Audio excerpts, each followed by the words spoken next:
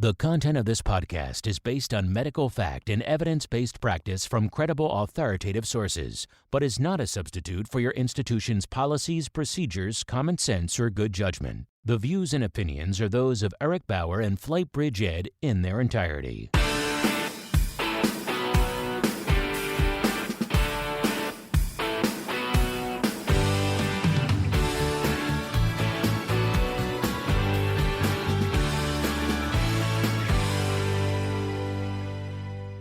Hey everybody, Eric back with you.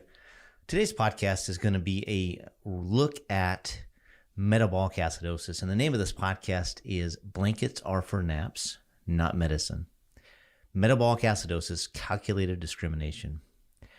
I've received multiple emails over the last couple months, ironically, on this subject. And I think this has always been a hot topic. As I have progressed in my career and my understanding in medicine and critical care as a whole, my thought process has definitely changed in this area. I think that thought process has widened based on my conversations with the different physicians. We started tackling this problem within a clinical team at Air Methods 7 or 8 years ago. So this is not a new problem. This is definitely something that we as a flight program back then as a whole company at Air Methods within that clinical division recognized as a potential problem area within our flight crews. And we did focus education on this. But as time goes on, this continuously comes up. And I think I just wanted to do a podcast highlighting some thought processes and some areas that I feel are concerning when we teach this. And that's why I named it what I named it. So let's go all the way back to 2009, 2010. And some of the earliest podcasts out there were by M. Crit and Dr. Weingart. And he did a podcast where he talked about this exact topic. And if you have never heard this, or if you've heard the earliest podcasts on the FlightBridgeED side, we taught the same thing. And I gave all the credit to Scott Weingart as far as his ability to relay that information, and that's where I learned a lot of that early stuff. His recommendation for a partially compensated metabolic acidosis back then was 240 mils per kilo per minute. And that essentially sets a minute ventilation that is exceedingly high. It puts the respiratory rate, if you're starting at a 6 mil per kilo tidal volume, puts that respiratory rate right around 36 breaths per minute. In that area. As I progressed into different clinical roles, had conversations, one big conversation that I had over a few months was with Dr. Dan Davis, and we talked about this exact topic when we started looking at this from a global standpoint. How do you teach air medical providers from all disciplines how to handle patients and look at a patient that's in a partially compensated metabolic acidosis and treat them correctly? The big fear, as you know, in a partially compensated state is if we don't recognize that state and we don't match or make the minute ventilation what it needs to be, we will definitely have a drop in pH. Remember, there's a correlation between our end tidal CO2. If we're using that as a gauge, we would say a PaCO2 on an AVG. So let's use PaCO2 as an example to start out. For every 10-point change in PaCO2, we would have an opposite change in pH by 0.08. A lot of programs around the U.S. do not have point-of-care testing, and so you have to use either an end tidal or a baseline AVG that is actually current that you can match against that end tidal CO2 to get some type of reflection of what the patient is doing. As we looked at this problem, we had many discussions on the thought of, is every metabolic acidosis patient, because I think it is very loosely taught in that way, that every metabolic acidosis patient is going to have an exceedingly high minute ventilation requirement. And I think early on, I was under this impression. I think you just automatically fall into that trap. But that is not the case. And that's where I get into the title of this topic, that blankets are for naps, not medicine, is we can't just put that requirement over every patient in metabolic acidosis, because that is just not true and not correct. And there are ramifications and a negative impact potential for high minute ventilation in patients. And I will hit on that real briefly. So I really feel like it's a calculated discrimination. We're automatically placing this discrimination on every subset of metabolic acidosis, and that is just not true. So I think now, fast forwarding 2021, I look at this much broader, a very wide perspective, and I say we should focus our education on critical thinking, on identifying these patients and identifying what patients are likely to fall into this category and have early recognition. And I think there are some key areas that we can really look at to identify this. As I discussed this further with Dan Davis and Dr. Stu Miller, we identified that maybe two approaches would be beneficial in certain patients. And that is, instead of using that 240 mils per kilo per minute, what if we went to a 160 mils per kilo per minute? And that is the thought process that if you have an intubated patient, your minute ventilation requirement for that intubated patient based on dead space, anatomical dead space, should be 100 mils per kilo per minute. So it's a 60 mil per kilo per minute increase in minute ventilation in certain patients. And if, again, you have a respiratory rate of 36 breaths per minute in that 240, you definitely see a reduction in respiratory rate with 160, and that drops it down to right around 26 breaths per minute. So what does that calculate to? Well, it calculates to right around 12 liters a minute. If you're using a 6 mil per kilo tidal volume and you're setting a respiratory rate right around 26, that is going to give you somewhere in the range of that 12 liters a minute. We know that we breathe in a wide range between 4 and 8 liters per minute ventilation. And so it's an increase. But is that an increase that needs to be across all types of patients? And I think that is where the teaching is flawed. And I think from a flight program, critical care ground program, teaching it in that blanket way is incorrect. And I think that is because we don't take the time to really focus on understanding the big pictures.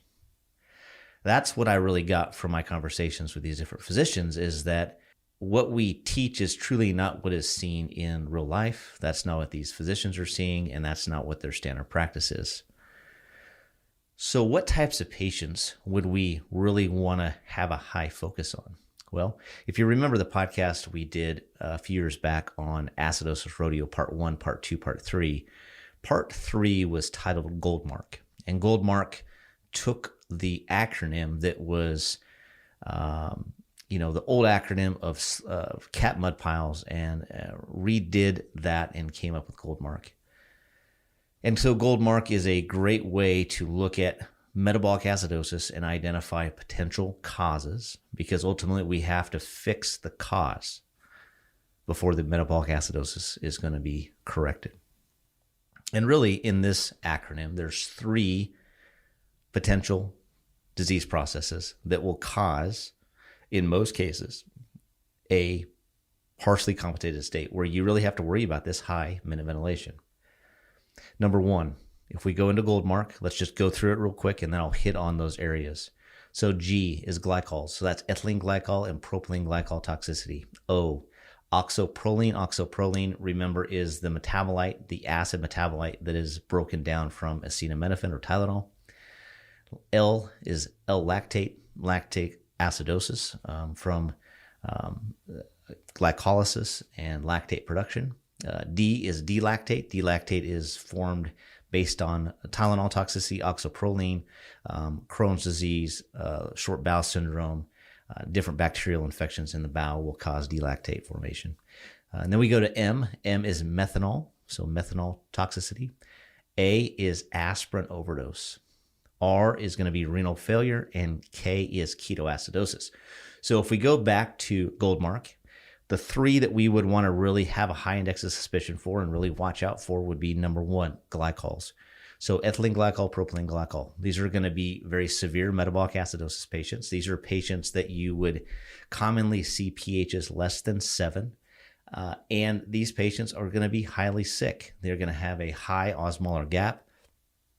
And that would be definitely a patient you would want to consider a higher minute ventilation.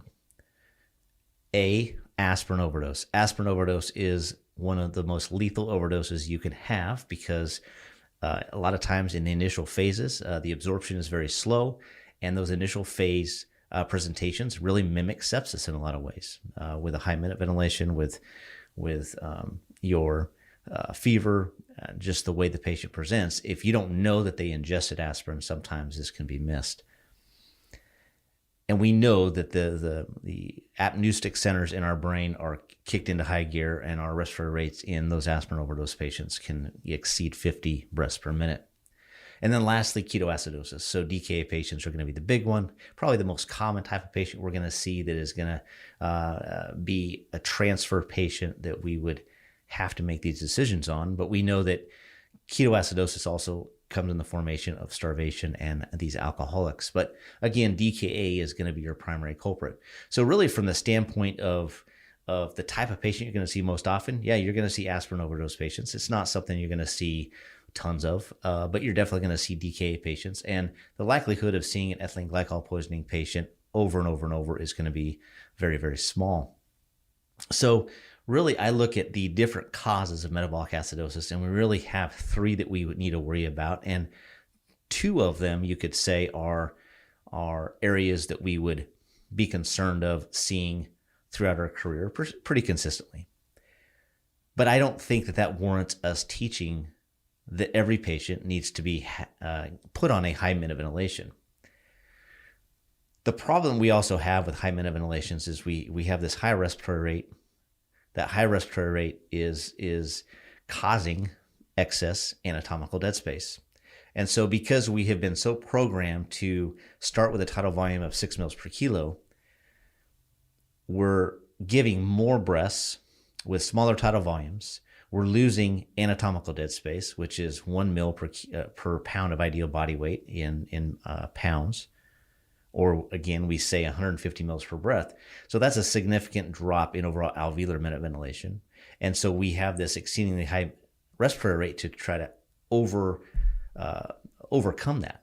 And that leads to more anatomical dead space, which actually causes a reduction in our venous return, compresses the heart, and we know that that can cause hemodynamic compromise. So we have to be very, very careful in those patients.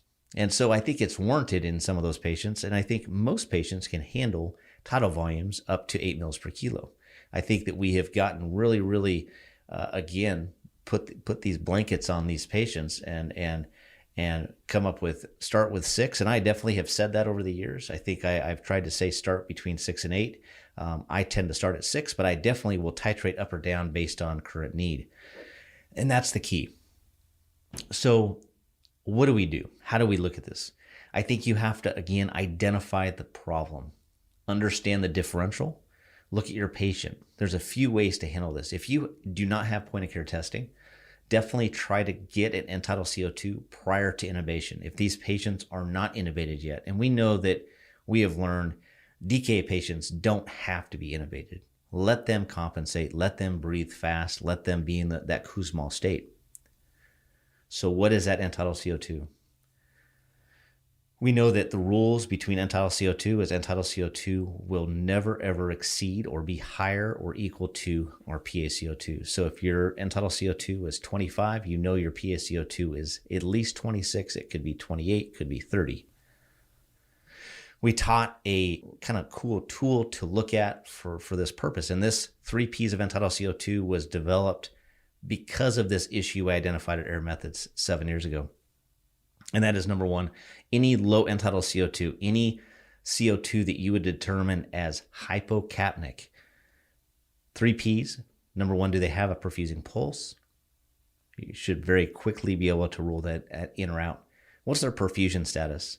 What's their MAP? Do they have a MAP that's perfusing 65 or greater? If they're a hypertensive patient, 65 MAP may not be enough. And lastly, pH. What's the pH? And that's where we get into that partially compensated state. It's just a reminder to say a low entitled CO2 is an indication of either a pH problem, you have an acidotic patient that's partially compensated, or you have a perfusion problem, or both. So what is the method that we can use? Well, there's another method, and that is Winner's formula. And Winner's formula is another great way. We tend to always have at least a Chem 7. And so it's 1.5 times the bicarb. Now, we've got to remember the bicarb, it's not the bicarb on the ABG, it's the serum bicarb, so the CO2 on that Chem 7. So 1.5 times that CO2 plus 8. And that is going to give you a goal. If you know that your CO2 is higher, then they are not compensating enough. They're not doing enough. Or vice versa. If you check that number and your entitled CO2 is much lower and that's what you're using, maybe they're working too hard and they're not really contributing anymore to that compensation. The lessons of this podcast are really metabolic acidosis with partial compensation comes back to just a few different areas, and that is really DKA and aspirin overdose as far as I'm concerned. We want to really make sure we optimize their cardiovascular ability to generate cardiac output. We want to make sure we understand the impact of high minute ventilations. And I don't really have a true answer. Is it, I definitely don't say it's double the minute ventilation of a normal person. I think that you need to take the information you have and make that determination. If the patient is breathing 26 times a minute, well, they're going to tell you what their minute ventilation target is. Targeting an entitled CO2 is another great way. The only negative side of that is how does perfusion status play into that? Winner's formula is another great way. I think that's a pretty gold standard way to look at where you're at, where you need to be, and then you can titrate your minute ventilation to there.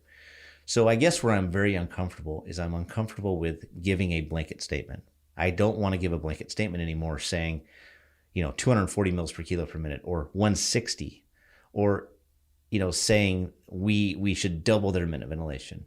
I think we have to look at every patient, understand the patients that are going to potentially need that. Think about using a higher tidal volume, 8 mils per kilo. Think about respiratory rates that are going to give you an ability to titrate. If you have point of care testing, you have the ability to check this every 15 minutes and titrate your vent based on that. So hopefully this podcast was enlightening.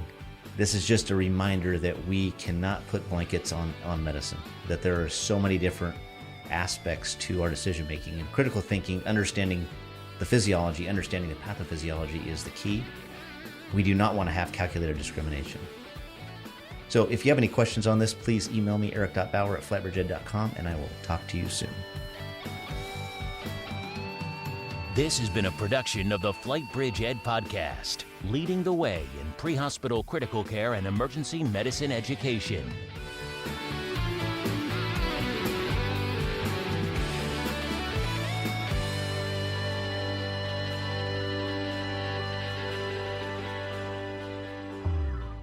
Tired of boring Zoom conferences? Fast 21 will bring the latest technology in the virtual environment to ensure you have the most amazing experience possible.